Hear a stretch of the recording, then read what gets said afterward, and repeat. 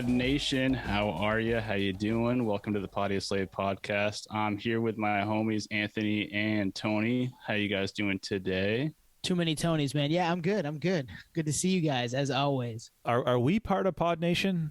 You guys are. We are the Pod Nation. The Okay, youth of good. The Pod then Nation. I'm good. Thanks. Yeah, I'm good. Anthony here. What's up, guys?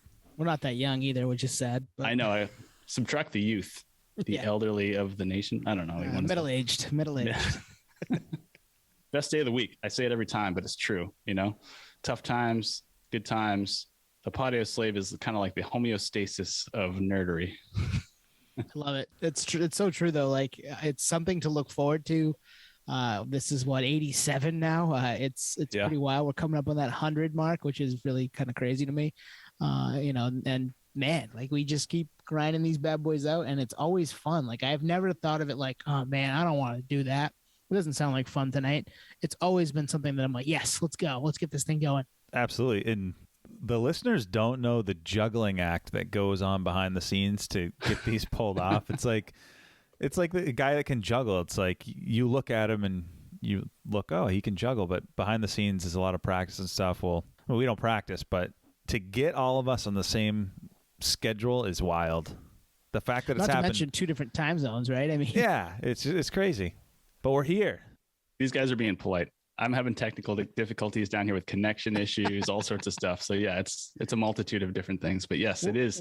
We're not production. mad at you, dude. We're not mad at you at all. This is nothing to do with you. This is as I said to my wife and I stayed in Portland the other night to go to a concert, and I said to the concierge at the hotel, I was like, technology's only as good as it is, man. And he was like, yeah, you're fucking right. And he's like, oh, I'm so sorry, I swore. And I was like, don't worry about it. I've been where you are, trust me. And now he uses that same line. Hopefully. Actually, you know what? Before we get into the main segment, who'd you see? I mean, we know, but tell everyone else. Yeah, it was City and Color. I mentioned it last week, I think. We saw them. So amazing show. It was just Dallas Green and we had another guy with him playing for about half the set at the State Theater in Portland, October 24th. So Sunday, a couple weeks back. Just an amazing show. So cool. I had never seen City and Color. I always wanted to. It's a great room for it. Sounds are great in there. Check our Nate did a video on our Instagram back on IG. Check our IGTV. That's where you'll see it from when Nate saw him on the same tour in early September, I believe. So really worth, if you get a chance to see that band, go see him because he's got such a great voice. And translates brilliantly in any type of theater. Like I saw you provided some videos to him, but some of my other friends posted videos of that show online, and you could tell the crowd was just encapsulated the whole time, just dialed in. You could hear people singing in the background, and that room is perfect for him. I saw him there a few years ago. Really, any theater, any bigger than that, it'd be a little different, I feel like, but translates very well in that house. And I saw your sister, Tuan, so said hi to her for a minute, which I hadn't seen her in a while, which was cool to see her at a concert again because it had been quite a while. I mean, we went to 311 together, but before that, it was like I'd see her at all kinds of shows. Yeah. And then with the pandemic and not having them, I've seen her at 2 shows in the last 2 years. So and some nerdery too, right? Vinyl, posters. Yeah. It's vinyl, the poster. Yeah, I storied the poster if anybody saw that. But man, and it's one of 510, I believe. So it's one of those limited edition tour posters that I'm pretty stoked that we have. Nice. I love that stuff. And you just brought up a good point, Twan, that he's like perfect for theaters. Would he do a arena tour? I'd probably not go just because it's not fitting for that type of music. So that's an interesting point. He would have fit outside at like Thompson's Point though. That would have. Yeah. It depends on the venue, and that holds more people, right? That holds like I want to say like 6,000 to 8,000. So.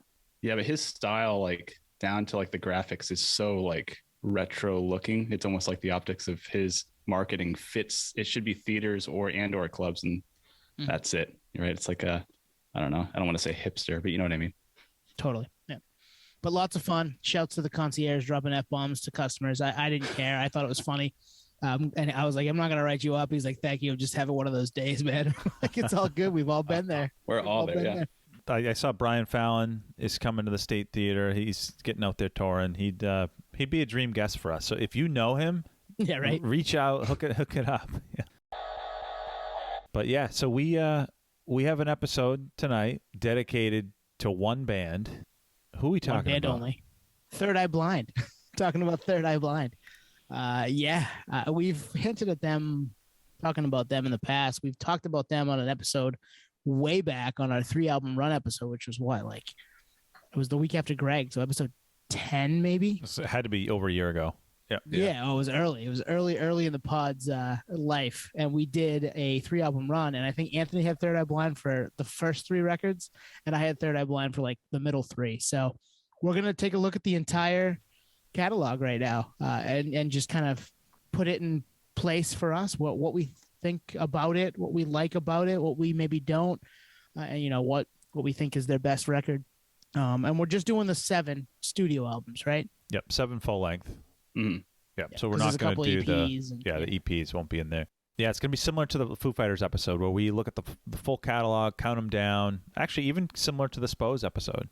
So why don't we start with like our thoughts on the band? I know for me, obviously, it's a super special band. I'll talk about it in a second here. But Nate, where are you at with Third Eye Blind?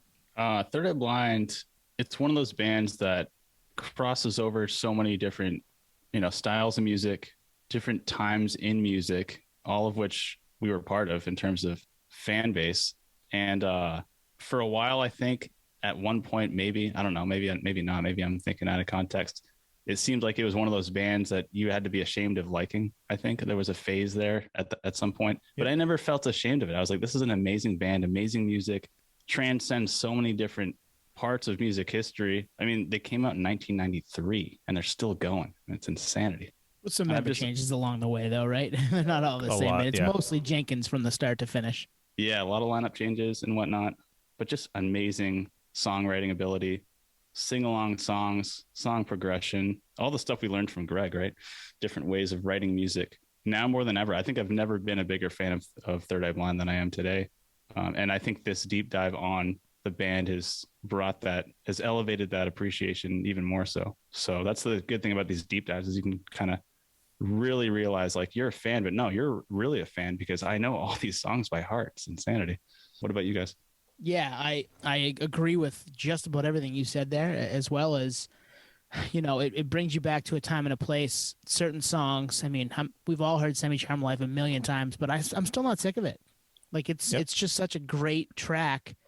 And there are probably 100 of those throughout the catalog that you're just like, wow, this is a really great song. I didn't realize how good this song was. So if anybody's coming to this thinking they're kind of a one-hit wonder, or like I know those songs from early on, Jumper and Semi-Charmed Life and stuff like that, you're doing yourself a disservice. Go check out the rest of the catalog because it is phenomenal. There is no missteps. There might be a song here or there. You're like, all right, not my favorite, but on the whole, man, it's such a great catalog, and we'll get into that obviously here in a bit, but it's one of my favorite bands ever. I've had, a chance here and there where I wasn't like listening to them as much, and they've always brought me back with good music. Like, oh, they put that out. Oh, I should check that out. Oh, wow, I love this.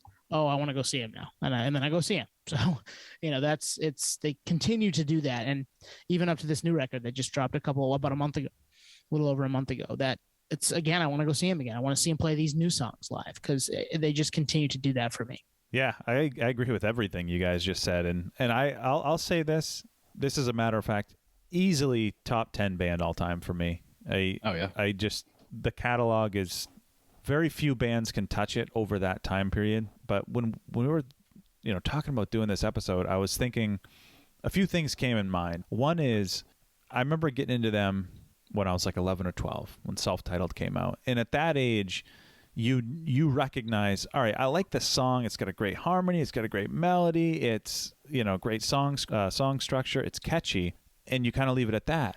And then as I get older and I'm starting to dive into lyrics, it's like, shit, well, it's all that plus lyrics. It's like, now it's a whole different ball game. And if you, like, I remember that like turning point where it was like, Jenkins is like a madman savant genius of a lyricist, that it's not overly complicated. There's not a ton of metaphors. It's pretty direct, and it's just in a lot of ways relatable regardless of your age. So that was like one revelation I remember having over the years that I kind of came back up with. Another thing I was thinking about, actually as recent as like today is who the hell are Jenkins' influences? Because these songs are all over the fucking map. And then it hit me. It's like, it's literally right under your nose. They're in the lyrics.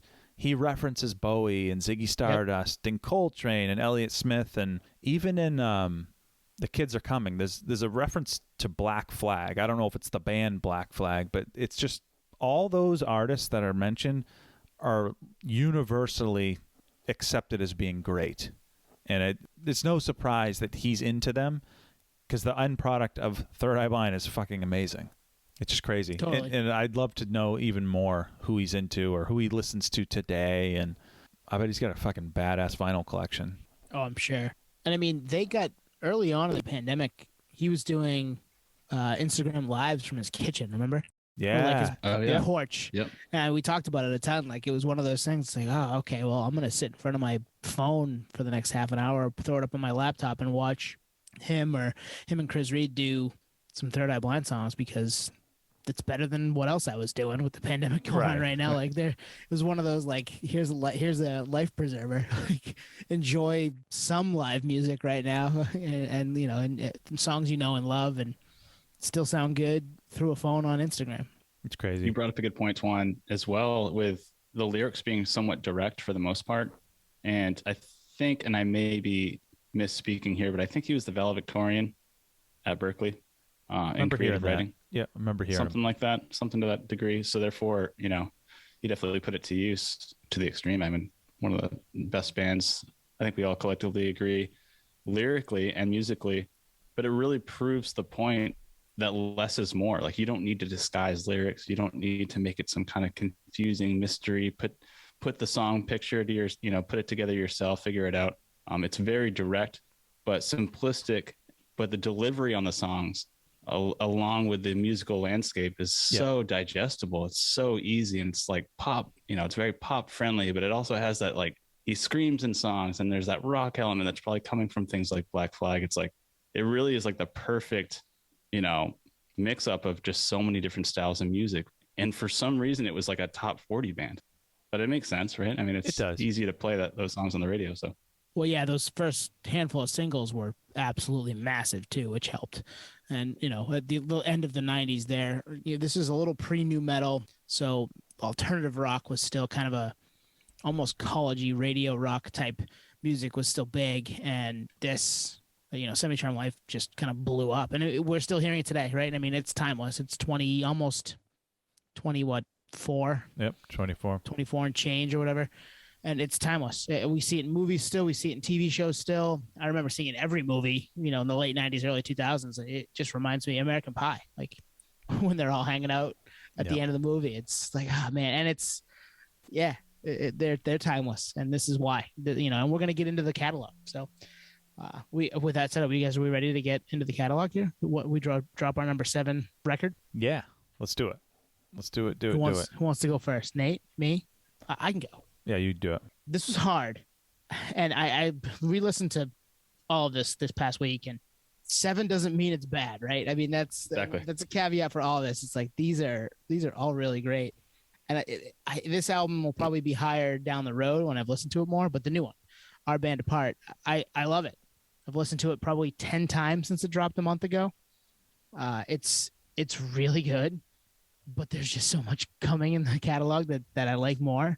But man, like there's some bad. I love Box of Bones. That was a lead single, right? They dropped Box of Bones. Yep. A couple months ago. Funeral Singers is great. That's one of my favorite tracks on there.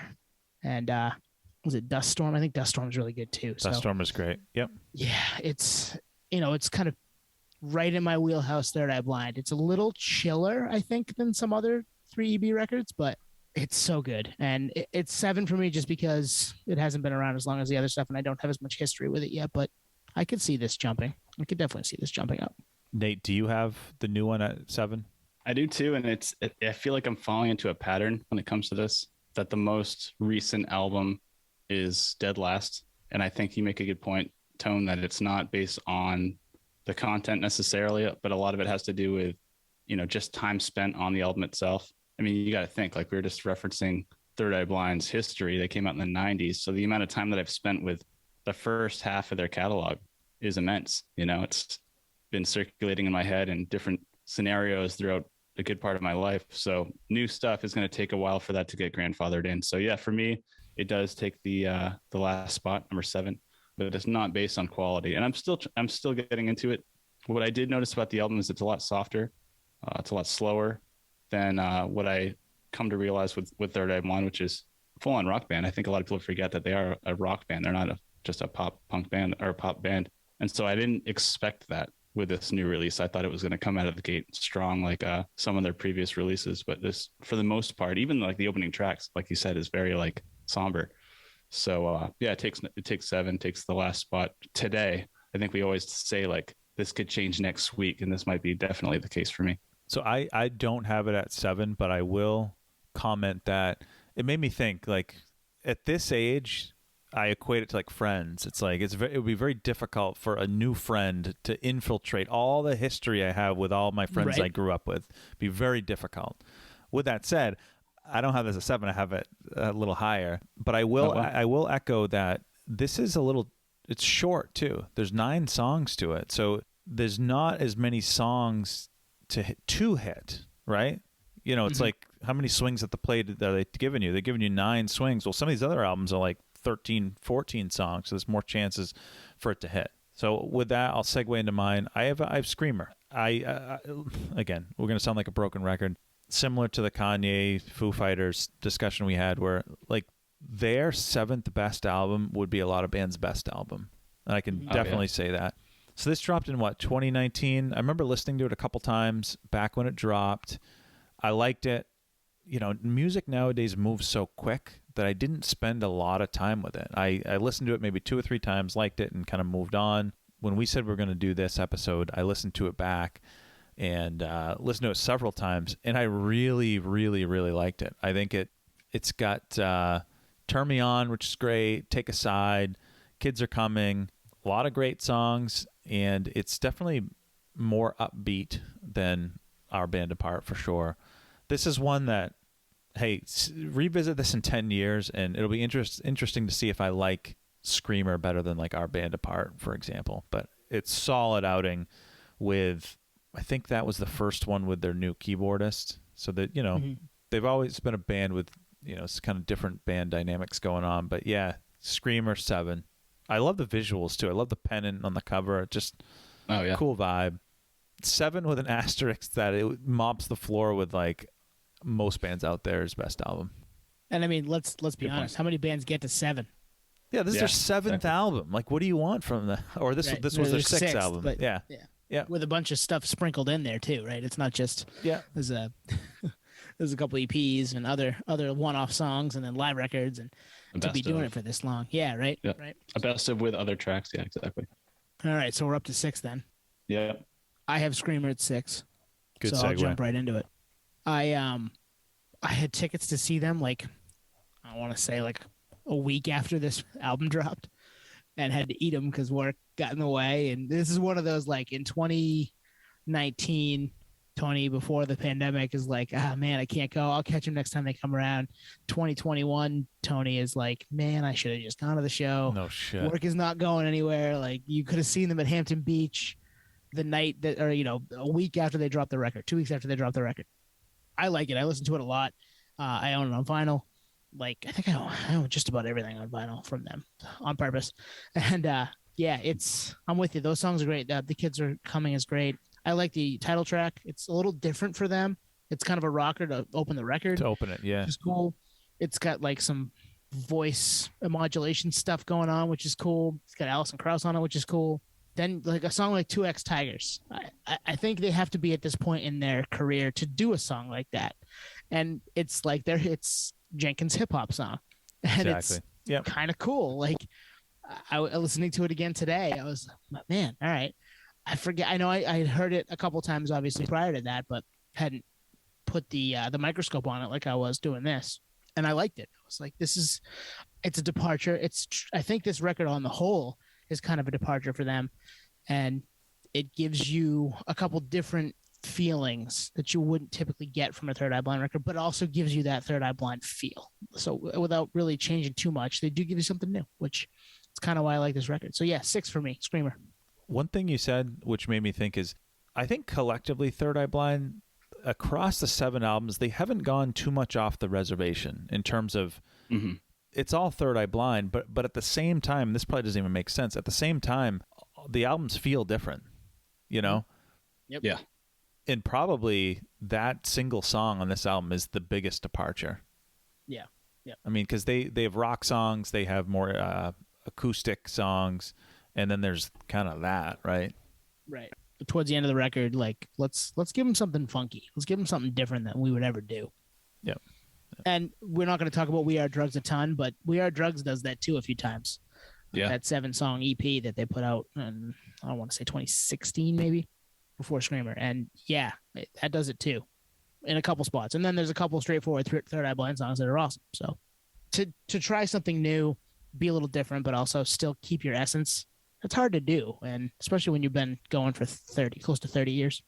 Yeah. I mean, you guys took the words that pretty much right out of my mouth in terms of where I stand. Oh, then we're done. We don't have to do this. Good night, everybody. We had a good time. Good night. It's been a good time. We'll finish the episode, Tone and I. Sorry, just kidding, Nate. Peace, podheads. Screamer number 6 for me too. And like I was saying, you guys took the words pretty much right out of my mouth. The standout tracks that I had were pretty much all the same. And I actually had 2 Tigers highlighted for that exact same reason. It's like, you know, Stephan Jenkins is using auto-tune in this song. That's a departure, but it's maybe kind of fitting for the time. I'm trying to like rewind to 2019, like the pandemic hadn't happened yet. I don't even know what the sound was in 2019. And it goes to your point that like every Third Eye Blind album kind of has a different sound. Is it really fitting for whatever was going on in that time? I don't think so necessarily. I don't think he even needs to do that. But you know, what do you do as a band? Like, do you stay in the same lane all the time, or do you switch it up? So this is a good example of a little bit of both, especially with that track. I don't think I spent a whole lot of time with this, similar to what you were saying, Tony. Like, I didn't spend time with it when it came out. I knew that they were touring. They were coming through here. I didn't even check out the record, but I was going to go to the show, and then the pandemic rolled through, and the show was postponed. So I think the album dropped 2019, but the tour was until 2020, something like that. And the date was like, I don't know, March 8th, right? Lockdown was like March 7th. For that reason, you know, this album almost got shelved. And I, for this episode, kind of gave it another look and took 6 because I was a little bit more familiar than the most recent release. But with that said, it was a little bit more distant from what I appreciate from the band. But I still think I always blame it on myself. It's just a matter of me taking more time with the album itself. So maybe I should do what you do and just buy everything on vinyl, so I have to listen to it front to back. Yeah, Sunday spin that shit. Yeah. Solution to life's problems: just buy it on vinyl. Yeah, pretty much. And the start of other problems. Yeah, totally. Yeah, financial ruin. If we were to have a fire where I live, I'd be out some serious cash. So. Damn, get insurance. Insure that shit. We have some insurance. Yeah. We do. I just don't know if we have enough. Right. All right, so I'm going to round out the 6s. Yeah, I mean, I just basically have these 2 flip-flopped. I have Our Bande Apart. Like we said, it dropped like about a month ago. 9 songs, so it's short. It's almost borderline not a full length. I mean, I was reading up on it, and they were going to drop it as an EP, but my guess is they probably did enough of that. They were like, you know what, we'll probably add a couple songs, make it a full length. I love this. I think it's timeless, classic Third Eye Blind. Most, like what you guys said, mostly softer stuff, less upbeat, but it just kind of hit me. There's no bad song on it. Did you guys like Silver Lake Neophyte, that song? Yes, probably not as standout as some of the other stuff, but yes. So is it just me, or is that like sonically the unofficial part 2 to Motorcycle Drive-By? Oh yeah, good call. Listen to that with Motorcycle Drive-By ears on. And I was like transported back. I was like, man, I actually wish Silver Lake was a little more epic, like longer and maybe different lyrics, but musically and melody wise, I was like, this sounds like Motorcycle 2.0, which is a brave task if that was the intention. You said Dust Storm, Tone. I love that song. It reminds me of the Smiths sonically. And Time in Berlin, killer closing track. I think it's just a brilliant album. And, you know, I always say this, context is king. The context here is this is their 7th album with almost a rotating cast of characters besides Jenkins and Hargreaves. Like, it's amazing. And I think for me, that tells me how much the band, how big influence he has on the band and his brilliance. Yeah. Agreed. But yeah, Our Bande Apart 6. Yeah, I could see this one climbing my ranks too, because there are some really great tracks. And you're right. I think Silver Lake Neophyte does. Putting on, just listening to it while you were talking, putting on my motorcycle drive-by ears, it does. Yeah, I could hear that. I definitely could hear that. All right, this is where it gets tricky, guys. The top 5. Very. Yeah. Very. It was kind of like a game of musical chairs, but I struggled with this for like a week, and I'm putting my stamp in the cement. Like this, I think this is where I will land. Even a week from now, 2 weeks from now, a year from now. Like I think this is where I'm at. So, who's up, Nate or Tone? I think it's me. This is hard, man. I have Blue 5th, excuse me. I have Blue 5th, which they're like 6 all-time Third Eye Blind songs on this record. Can I make a comment? 5th. Yeah. I do too. Do you Wow. really? Yeah. Nate, do you too? Do we have a I don't 3? know. Oh, okay. Okay. Yeah. You go. So I have it 5. I mean, opening track, anything's great. Wounded might be a top 5 Third Eye Blind song. I love Wounded. It's always stuck in my head. I listened to it with my wife yesterday. I think I listened to it 3 times. It's like, oh man, it's just so good. There are just like 1 or 2 songs on here that knock it down for me, and that doesn't make the record bad. I love the record. I think it's an awesome follow-up to their first record. It's not like they had a sophomore slump where they just put out one amazing record and then we're like, oh, what do we do now? We don't know what to do here. No, this picks up where the other one left off, where Self-Titled leaves off. It's not quite as good as Self-Titled, obviously, but man, it's got some just all-time tracks. And I remember listening to it a lot when it first came out, and then listening to it a bunch like 10 years later when I kind of got back into the band a little more, and being like, man, I didn't give this enough time the first time around. And now, obviously, today I've given it a ton of time because the band has brought me back so many different ways. But this, number 5, Blue, came out in 99, November of 99, coming up on, 22 years next month? Wow. Or, this month. Yeah. Bands aren't supposed to follow up their debut smash with another smash, and they did. I mean, it rarely happens. They did it. Smash singles. Where this one falls short for me is it's front-loaded. I never really spent a ton of time with the back half, and nowadays I rarely put this album on because the first half is largely singles. Like 10 Days Late, Never Let You Go, Deep Inside of You. The replay on those, it's good to great, but it's not self-titled singles replay for me. So I often end up skipping this album completely unless it's, slow motion, but even then it's the instrumental, right? On this version. Anything in Wounded are all time. Those are, I don't even know where I'd pin those, but brilliant. Collectively, it is a brilliant album. The production's definitely beefed up. I don't know if you guys hear that. Like in 10 Days Late, there's the choral singers in the background. Do you remember hearing that? Oh, yeah. Mm-hmm. Like, would anything like that happen on the self-titled? I just don't think that they hadn't found their footing as much in maybe dabbling with production and things like that. But massive singles, it's too much carried by the first half, which I don't really revisit it. But I do appreciate its brilliance. And actually doing some research for this, a lot of people have this as their top Third Eye Blind album. Which is wild to me. I mean, I'm not saying that they're wrong, and no one's wrong, no one's right. It's everything's subjective when it comes to this stuff. But yeah, 5, man, that's saying That's something, tough. right? That was a tough saying one. Something. That was probably the hardest decision. Yeah. I have a harder one for me coming up, but I'm still not sure I made it. This is going to be extremely controversial now that I'm bringing it out. My number 5 is actually self-titled. Ooh, wow. Yeah, which obviously I quit. Wow, this is obviously our starting point. Too much controversy here. I'm out. It's so controversial that even I'm like, wow, I'm actually putting a 90s OG that far up. Like, that's crazy. 97. So this is obviously when we got into the band. So the first album makes sense. 97, we were middle schoolers, packed with amazing songs. Like you said, earlier, Motorcycle Drive By, Losing a Whole Year, Semi-Charmed Life, Jumper, all like the singles like Graduate.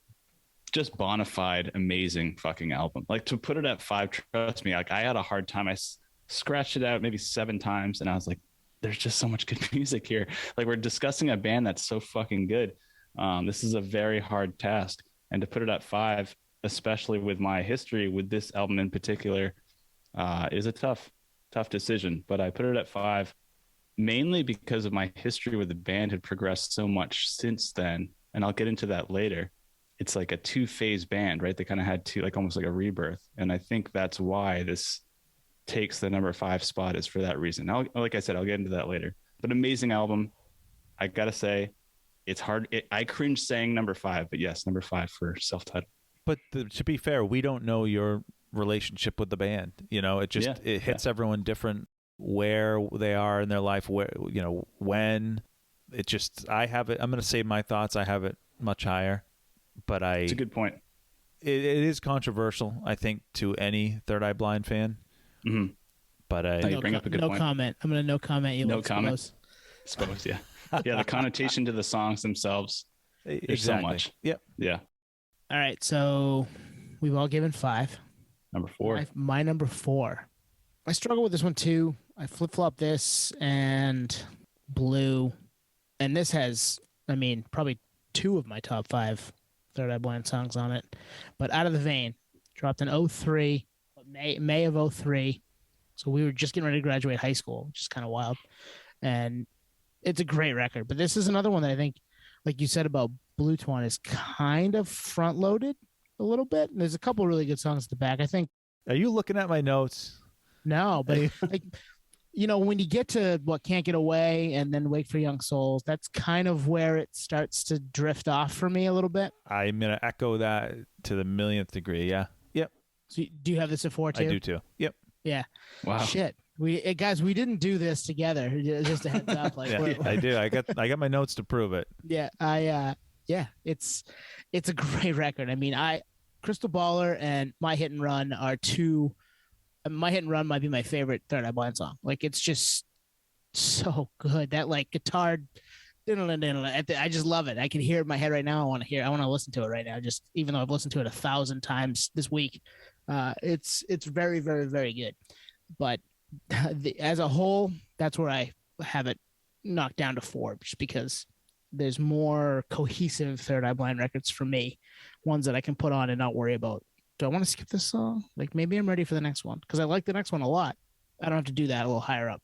What's interesting about this album is I didn't get into it in real time. I did not get into this album in 2003. I would say probably 2006, 2007. And I had heard Blinded, I'm sure, and Crystal Baller. Those are, the 2 singles? Yeah. Shouts to Steve. My buddy Steve was, and Nate, you know Steve. We all know Steve.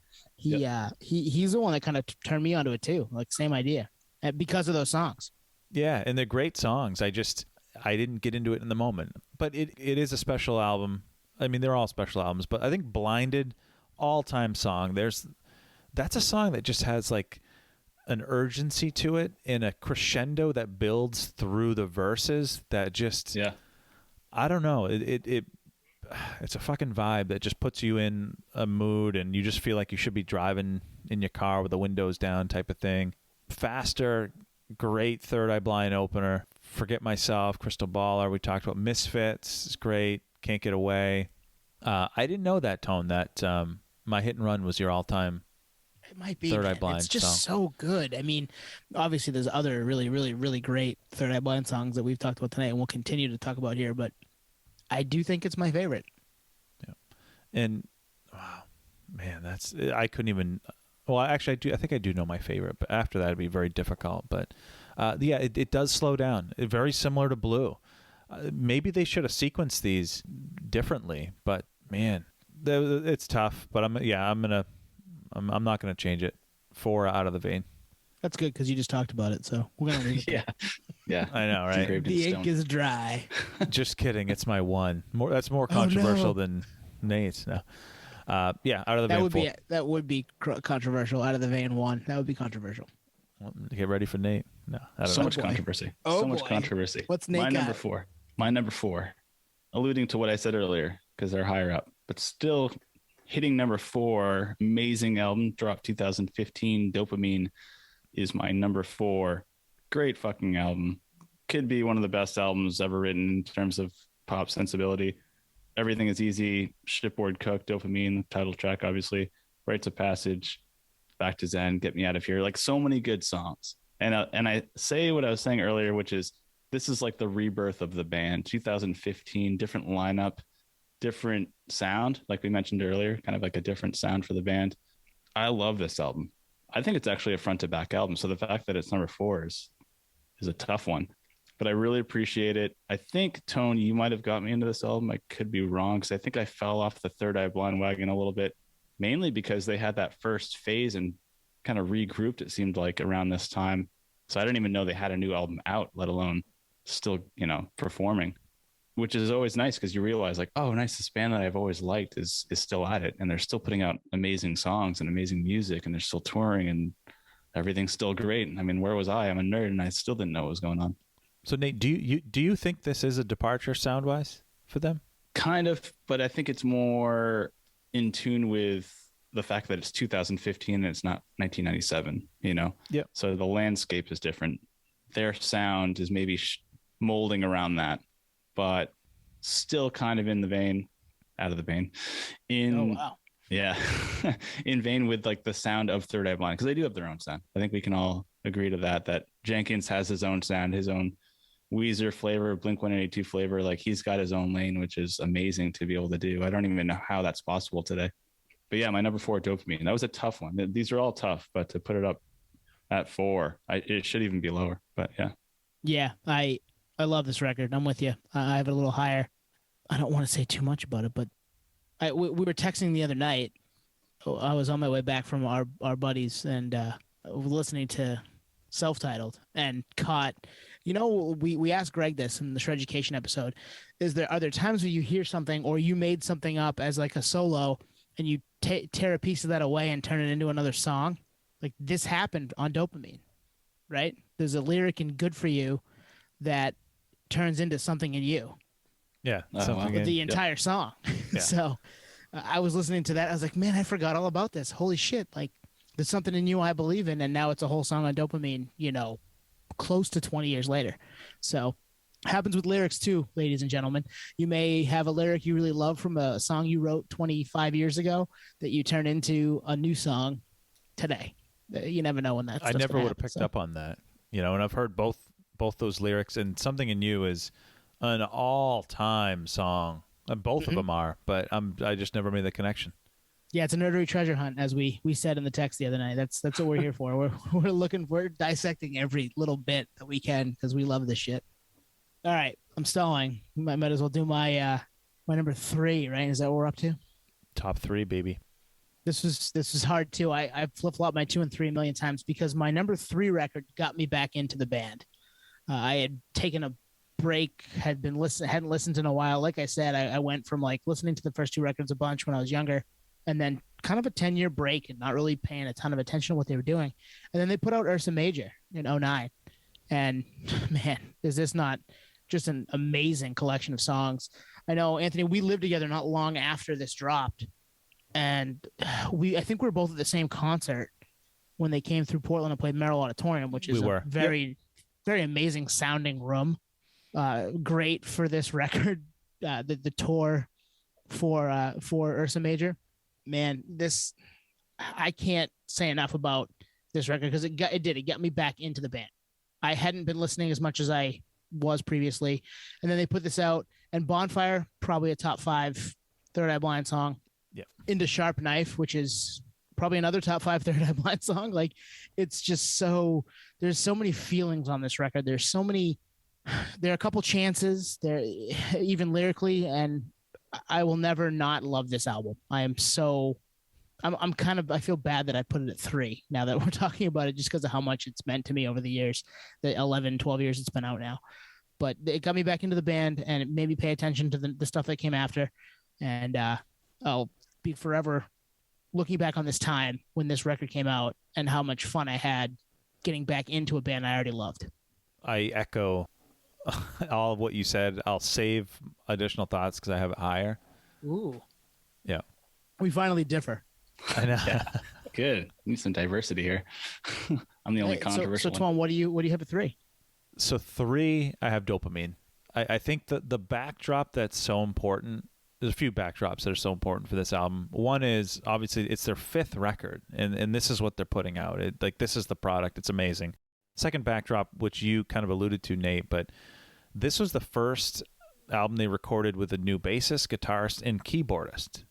And then that's why I kind of poked at it, Nate, of like, if you thought like sonically or musically this was different. Like if I didn't know that, in fact, I didn't know that until doing this exercise. I wouldn't have picked up on that this was a different sound because there were different personnel. I didn't notice it listening to it in the moment or even up to this week, which again, I think that's, the constant throughout all these years is Jenkins. I think he's a big reason for obviously their staying power. I mean, like in a physical sense, but it's a true front to back. There's no skips on Dopamine. I personally do not skip a song, and I right through the end, which I didn't realize the last song, "Say It," has a spoken word by Kay Flay. I remember we kind of visited her fairly recently, but I think what makes this album super special is it's this high ranked, and it doesn't have like the big singles like Blue or Out of the Vein had. It doesn't need those to carry it. It's just a cohesive body of work that, man, I mean, we could do a whole episode on this album and break down the sequencing of the songs, because I don't know if I could have done it better. I think it was very intentional, and man, those 6 years they were cooking in the lab, and this is the product. It's amazing, and I love the name too, Dopamine. I mean, that's a word that has gotten a lot of traction with social media and online stuff, and it's just who better than Jenkins to kind of shine light on that. But yeah, Dopamine 3, fucking love this record. It does kind of pain me that it's only 3 because it's so fucking good. I know the feeling. Yeah, we all share your sentiment. Yeah, great album. Not my number 3. My number 3 was mentioned by, I believe, both of you. My number 3 is Blue, 1999 release. And when you guys were talking, I think, Tom, when you were talking about it, is there's certain tracks on these albums that are so friggin' good that I think it almost ranks higher based on just those tracks in particular. Yep. Whereas, so I'm almost like shying away from cohesive album as a full unit and just zeroing in on those songs, being like, well, this ranks higher because it has those songs on there. Like its value is so high because it has these songs that almost overshadow other songs. Like it doesn't matter. It's like a 3-song EP that slays, but I actually do like the album. This is actually when I got into the band full on. The self-titled release, maybe that's why it's rated number 5 for self-titled. 1999 is when I actually got into Third Eye Blind, like full fanboy. They played in Portland, Maine. Back, we're all from Portland, Maine, so we know the Q 97.9 did the Q show or whatever, and Third Eye Blind came, and they were touring off this record at the Civic Center in Portland. I had tickets and couldn't get to the show for whatever reason. Being in high school, just couldn't get there. Yeah, peak of their powers, and it sucks when you're like that big into the band and they're touring off the album that you love. It sucks to not be able to make it. But yeah, anything, Wounded, 10 Days Late, Never Let You Go, Deep Inside of You, an Ode to Maybe, Father, like just killer album. And anyone that knows it listens to this, and obviously you guys know that I vouch for the 90s all day. I think it's a very important time for music. It's always been an honest time for music. There's a lot of money being thrown around, so the production value is always on point. It just seems like a very genuine time in music history than we were part of in terms of fan base. So this holds number 3, and I like everything about the album. I even like the cover, even though I don't really understand what's going on there. But yeah, this is Jenkins in his prime, right? They were full rock star mode. So it'll always hold a place. And actually, this had this higher and actually scratched it out a few times, so it holds number 3 currently. I mean, now I want to move mine up just because of the way you put it together. Like, especially, and we've said this a million times, but like where you were when the album came out and what kind of connotation that has for you. I mean, I just explained that with Ursa Major. Nate just explained that with Blue. Like, if it's a record that you like really cut your teeth with the band on, or recut your teeth with the band on, it's going to hold a special place for you. It's just going to be something that you come back to because of that. And I can see why you have it as high as you do. Yeah. And that same concept plays a massive role in my number 2. Absolutely Nice. Massive role. Yeah. We're going out of order. Give it to us. Let's go. Yeah, and you can't discount that. So my number 2, I think Nate, well, I don't know if Nate said it, but Tone, you had it at 3. It's Ursa Major. I had got it on CD, and if there was ever an album that could transport you back in time, that you connected with to a certain time in your life, this is one of them. Like, I remember the car I drove. I remember where I lived exactly. I remember who I was dating. I remember my circle of friends at the time. It's an audio time capsule, and I think it's just crazy how it can do that. And I know, like, you know how there are some smells that can do that too? It's a kind of weird analogy. Like, this is an album that does that for me, which is interesting, and maybe you guys will disagree. This is not a front to back. I think it's very close. I think it's a Summertown Away. I skipped that song. I've skipped it for a while. Bonfire, all time. Sharp Knife, all time. Water Landing is like a deep cut that I've said this so much. It would mop the floor with like 90% of the bands out there's best song. And it's like this obscure deep cut on Ursa Major where Jenkins tries to rap. Right. You know, it's a just precursor to 2X Tigers, but it's not. Right. I love the imagery. I love the visuals. We talk about sequencing. Sequencing's great. Like Tao of St. Paul, that could be a great closer. And then you hear Monotub's Private Opera, you know, and it's like, okay, that makes sense. I didn't think that was coming. I think what this means is I just need this on wax now. Do you have it on vinyl? You do. Oh, of course I do. This one and Out of the Vein were hard to get my hands on, but when they finally repressed some stuff and I found them. But yeah, no, I'm with you. And it's funny, Water Landing, I meant to mention. I love that song. And it's so good. One of the better deep cuts of any band. But for them, it's such an amazing song on an amazing record. And that song ends, and then you get Tao of St. Paul into Monotub's Private Opera, which kind of bring you down, right? They just kind of close out the vibe, it's just a great record. I'm with you. Summertown's probably the only, not skipper. Like, I'll listen to it, but I like the rest of the record more. And yeah, you're right. I remember it. Now I wanted it too. Shit. Yeah. But I'll keep it at 3. But yeah, it's such a good record. You want to know something crazy? Apparently, this is their highest charting album in the group's career. Wow. Go figure that. Almost doesn't even make sense. I mean, this was 12 years after Self-Titled. I mean, Self-Titled, it makes sense that it wouldn't debut, but you'd think the hype from Self-Titled into Blue, and even Blue and Out of the Vein would get them there. That's interesting. And then there were 6 years between Out of the Vein and this, right? And there you go. Maybe that's what it is. It's the hype. The music landscape changed a ton at that point, so maybe that's part of it. But you're right. This isn't one of the ones that you would have thought would have blown up the way maybe it did. Yeah, we talk about on previous episodes. I've talked about albums that have stayed in my rotation for years and years and years. This is one of them, and this is often my go-to of their catalog. I'd say it's 20 albums that, man, just creeps into my CD player every month over the last 12 years. Nice. So Ursa too. That's a good segue because my 2 is Dopamine, and that's kind of what happens to that record for me. If I'm like, oh man, I want to listen to some Third Eye Blind, I do find other stuff too, but I just love Dopamine. Like I want to listen to that front, like you said, front to back, no skips. Great record that doesn't have, a real break on it for you to be like, oh, all right, I could skip this. And it's just so well done. And I didn't know that they had a bunch of different new members at that point that maybe kind of changed the sound a little bit. And I think you're right. It does change the sound a little bit. But this is a record that I spent an absolute shit ton of time with over the last 6 years. And it comes back and always finds its way in the car or on a playlist that I'm getting on a plane and I need to download something before we go because I'm not paying for the Wi-Fi. All right, I'll download Dopamine. That'll get me through an hour like this or 48 minutes or whatever it is. And that's I just love it. You said all the songs. I love all the songs. There's no bad song on here. And I gave you the anecdote about Something in You coming from, a record almost 20 years prior to that. So pretty cool stuff. And yeah, number 2 for me, Dopamine.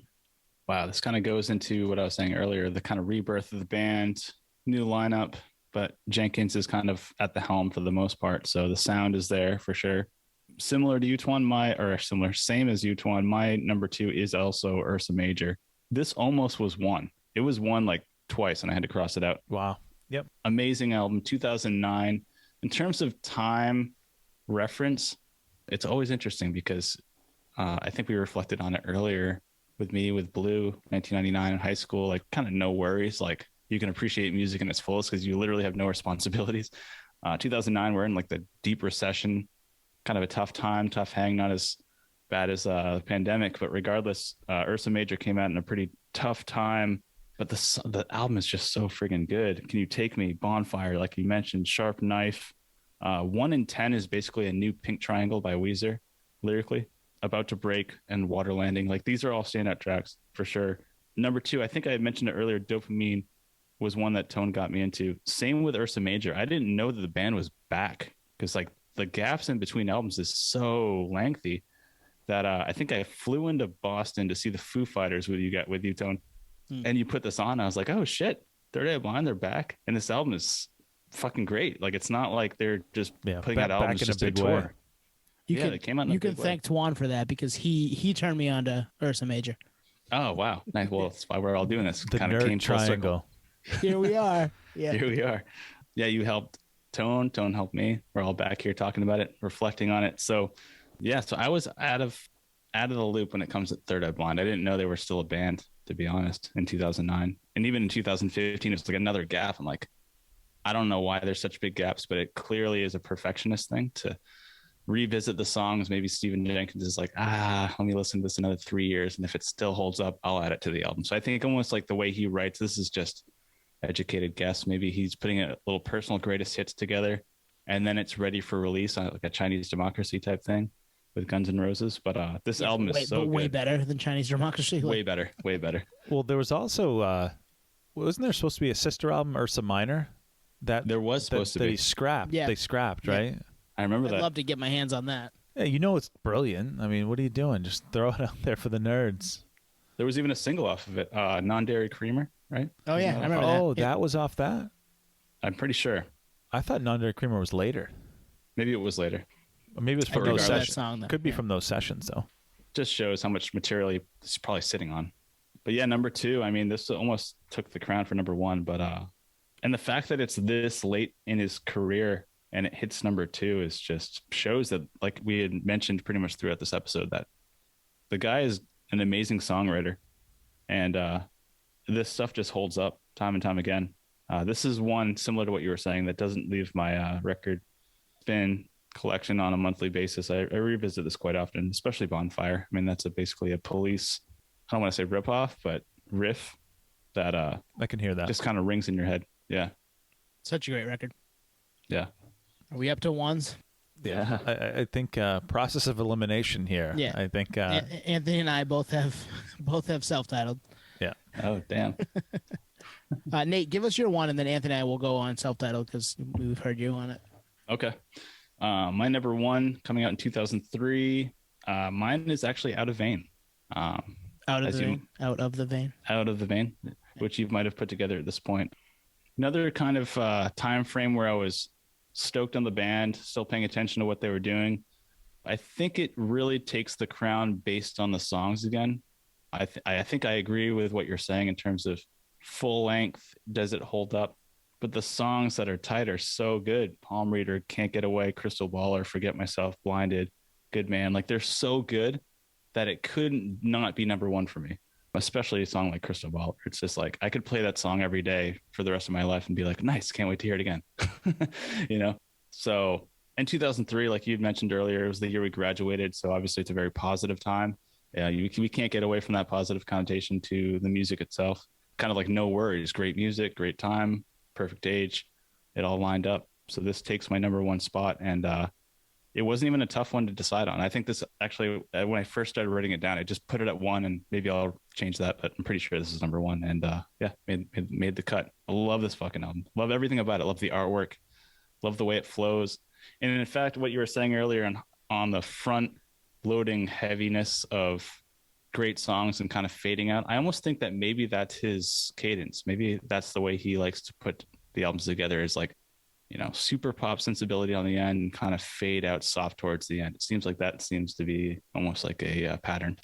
That's it. I mean, that's so interesting because, I mean, he knows, they obviously know the singles, or at least the initial single. I think, you know, with some of the albums, I think it was little experimentation with what to put out. But the back halves do tend to be softer. I think I'll agree with that. Almost across the board now that I think about it. Yep. Wow. That, it shows the power of time and place. Really. I mean, I would think most people do not have that album at 1. No, but I see why Nate does. And It makes sense to me now. Yep. All right. Do you want to go or me go, Tone? Yeah, self-titled number 1 for me. And honestly, before this exercise, I probably had it at 3. But re-listening to it the other night a couple times, I couldn't help but notice how timeless so many of the songs are. From the, you know, big songs, Semi-Charmed Life, Jumper, to Motorcycle Drive-By, to, you know, Graduate. Losing a Whole Year is one of the best album openers probably ever in alternative rock, if not ever. Like, it's just such a great hit the ground running for a career from a band. How's it going to be? I mean, we know all these songs, right? They're all huge. They all were permeated the culture in a way that the rest of it has not. As much as I love the rest of it, I couldn't. It was undeniable. I had to put it at 1. So, Twan, you probably have similar sentiment, but yeah, that's. Oh, and just as I told you guys I'm drinking wine tonight for God of Wine, because God of Wine is amazing. Great, so good. Great closer. Yeah, it's the mic drop for me. When we said we're going to do this was, I cemented this right at 1. I knew right away, this is it. I love this album. We talk about front to back albums on this podcast. What we don't talk about is that tier even beyond front to back, where we need to come up with a name. It's the perfection album. It's not once in a lifetime, but, you know, these type of albums come out once every couple of years. And I think this is one of those albums. The singles have tremendous replay value. The deep cuts are a lot of fan favorites.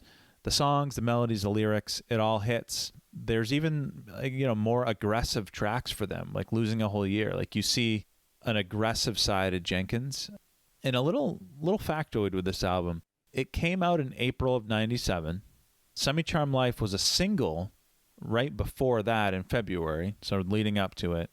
They got so much traction from the singles that Jumper, I don't know if you guys knew this, Jumper didn't come out until September of the following year. Yeah. 98. Wow. I knew it was a while. Yep. A long time. And here's a nerd fact. Easter, 1998. I got this album in my Easter basket. I was 12. Nice. Yeah, Nice. never forget that.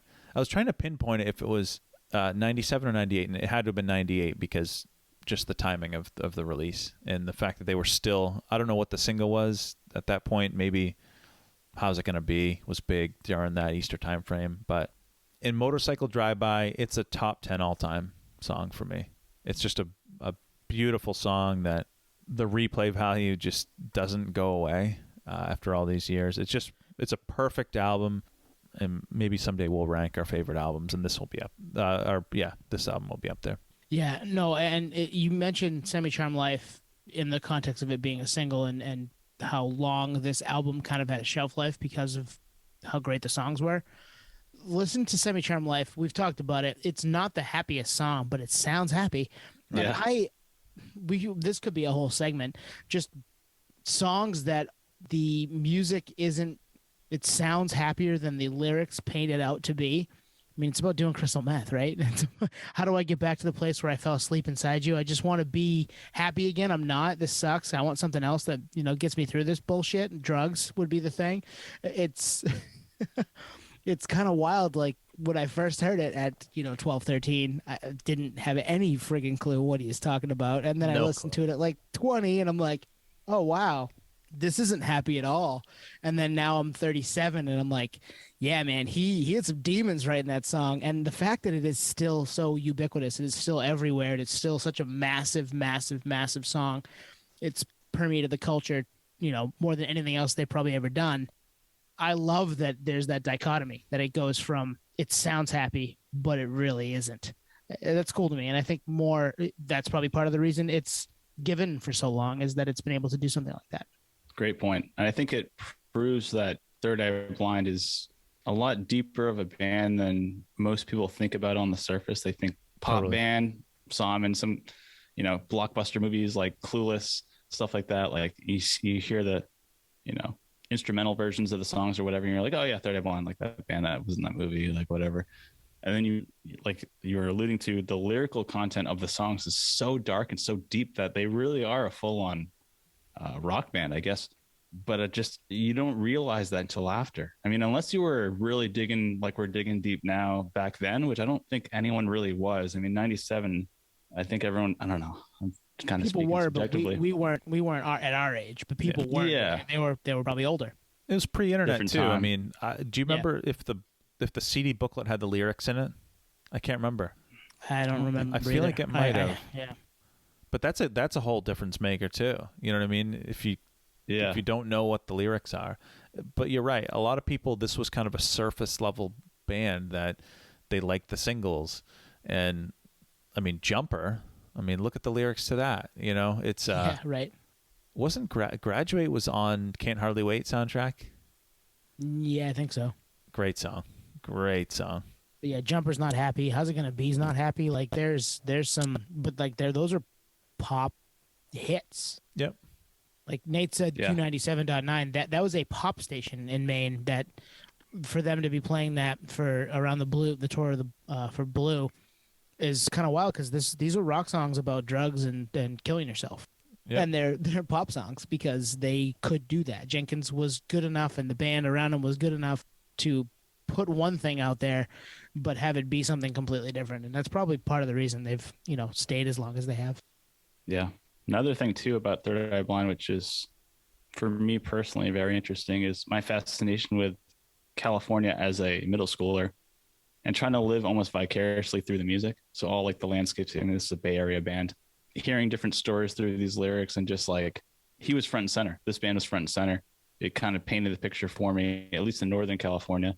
And without the music, without, this kind of entryway to what everything looks like now that I'm out here, it's like he did it perfectly.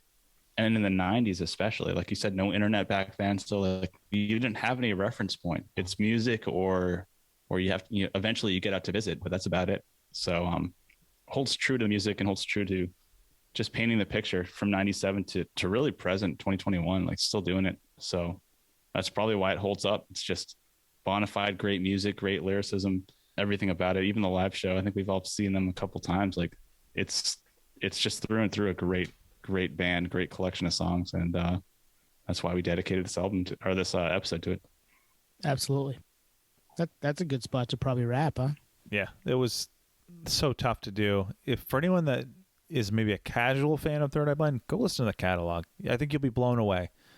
And you might not have the personal ties to the era, but I think you'll appreciate the music. And even if you're a Third Eye Blind, kind of stan, you can kind of see where we're coming from. And yeah, let us know what you guys had for one. I think most will have self-titled. I have a sneaky feeling, but yeah, that was fun. Yeah, that was a blast. Thank you guys for listening. If you like us, follow us on Twitter and Instagram at Podioslave. Hit us up, email us in the DMs, all that stuff. Everything is out there at podioslave.com if you want to find us. And we will be back next week with who knows what. We have some stuff in the hopper. We have some stuff that we want to do. You never know what you're going to get, and that's the best part about this. Great point. Life is like a box of chocolates. You never know what nerd nugget you're going to get. All right. Relax, Tom Hanks. On that note, peace. Peace, podheads. See ya.